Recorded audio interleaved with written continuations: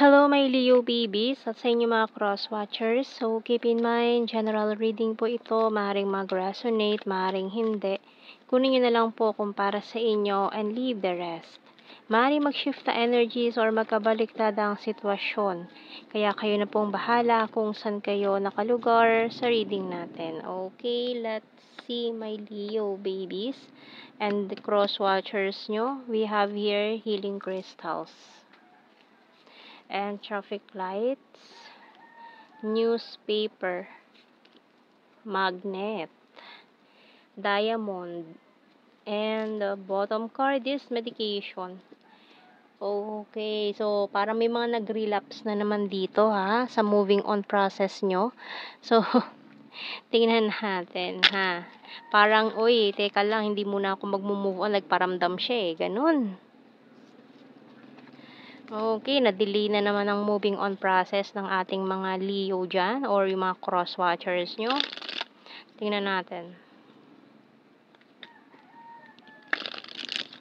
Kasi mukhang may nabalitaan kayo na itong taong ito, your person is now officially single. Tuwan-tuwa kayo na itong hinihintay nyo single na. Nako, tingnan natin. Kaya yung moving on process ng iba dyan, parang na-delay. Parang relapse na naman tayo niyan. Okay, tingnan natin. We have here the 3 of Wands, 7 of Swords, and this 2 of Wands, Judgment, 9 of Cups, Temperance, 7 of Cups, 2 of Swords, and Ace of Wands. So, ang tagal mong hinintay ito ha. Parang ang tagal mong hinintay na mangyari to. Pero, ayan. Na itong yung person mo ay mukhang pinagtaksilan ng kanyang partner. Or itong recent niya, no? And you want new beginning talaga dito. Ang tagal mong hinintay ito kaso, yun nga lang, malayo kayo sa isa't isa ngayon, parang long distance situation. Pero, nakikita ko naman dito na parang, hindi naman sa masaya ka sa breakup na nangyari dito, pero parang ganun. Parang ganun, na you're happy na nangyari yun. So, kasi you're still hoping na maging okay kayo nitong taong to So, tingnan natin anong message ng Archangel natin dito.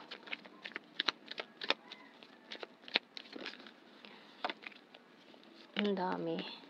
Kuha lang tayo isang card. Okay, this one.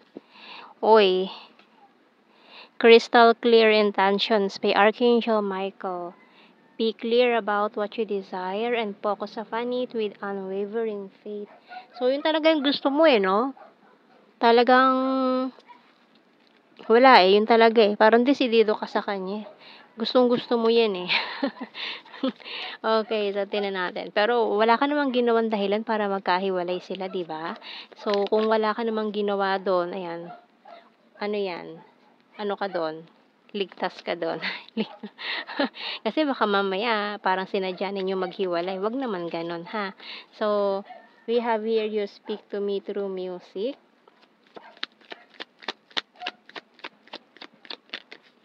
And it was my fault but I blamed you. Kasi mamaya sisihin kayo. Baka sila nagkahiwalay, kayo pang masisi. So, sometimes I stay awake thinking about you. Pero, kasi, parang, hindi ka rin ito makakalimutan kaya parang, hindi pa rin talaga sure yung relationship nila ng taong yon. I love you. May residue pa. Ayan. I regret lying to you. I wish I could take back my words. You came closer than anyone. You don't know how hard it was to let you go. So, ayun na nga. No, nakipagrelasyon na kasi itong taong to, itong person mo, nakipagrelasyon na sa iba, pero hindi pa totally nawawala sa sistema niya ikaw. Nandun ka pa rin. Kaya parang naging panakiputas yung present relationship niya. I hope that you can forgive me one day. Bottom card. So, yun kasi ang hirap, no? Kapag pumapasok yung isang tao sa isang relationship na hindi ka pa totally healed from the past, ang laki ng tendency na masaktan mo lang. Unfair naman dun sa bago mong magiging karelasyon. 'Di ba kaya ang daming nagkakagulo, may mga bumabalik pa sa ex kasi hindi pa niya totally nakakalimutan yun, pumasok na siya sa isang bagong relasyon. So, magkakasakitan at magkakasakitan lang talaga, 'no?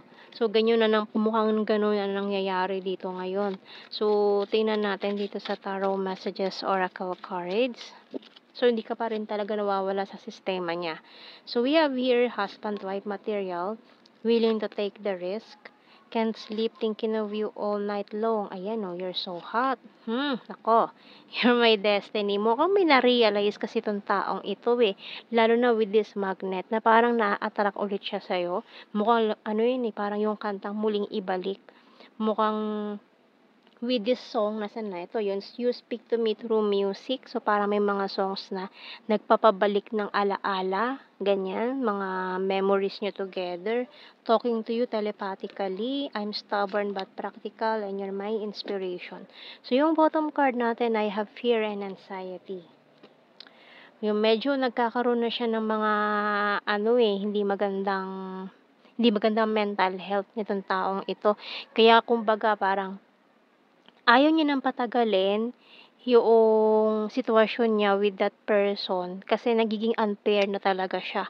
Kasi, ayun, nararamdaman niya wala talaga siyang nararamdaman dun na parang physical attraction lang pero not emotionally.